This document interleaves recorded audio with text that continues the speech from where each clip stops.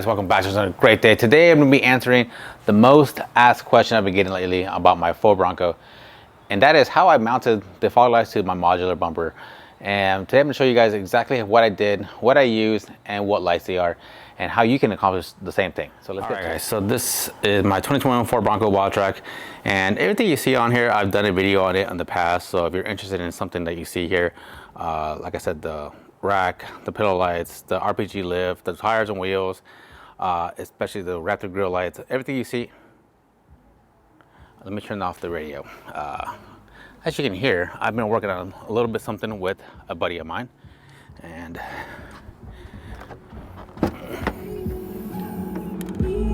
yeah, so that's in the works as well. Let me go ahead and turn this off.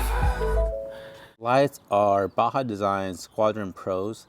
Or at least Squadron Sports. I'm sorry, not the Pros. The Pros are a little bit bigger.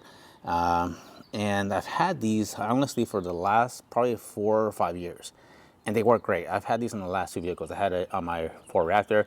I've had these on my Ford F-250, and on my Ford Bronco. And like I said, I've never had any issues with these lights. That's why I still have them. These are just covers, like dust shield covers you can order to kind of protect the lenses. These come right off, so you can put these on. Anyways, these lights, I've mounted them using the actual factory bolt here and the mounts that come with the lights. I'll show you guys. I'll take it all apart and show you how I did it, and then I'll show you exactly how I wired them also, and then I'll put some links down below if you guys are interested in doing this yourself. So all right guys, I got one taken apart and I got everything disassembled to kind of show you guys how I did this. So when you buy one of these Baja Designs light, you get obviously the mounting bracket with it and the hardware for it, but what you don't get is this is like a universal LED bar mounting bracket. I had this one laying around from a LED bar that I never used. When you get these, you can buy these separately on Amazon. I'll link this down below if you're interested in one of these. It does have like a little notch here where obviously you can see where I grounded it down even with the bottom here, and I also enlarged the hole on the bottom. I'll tell you why I did this here in a little bit.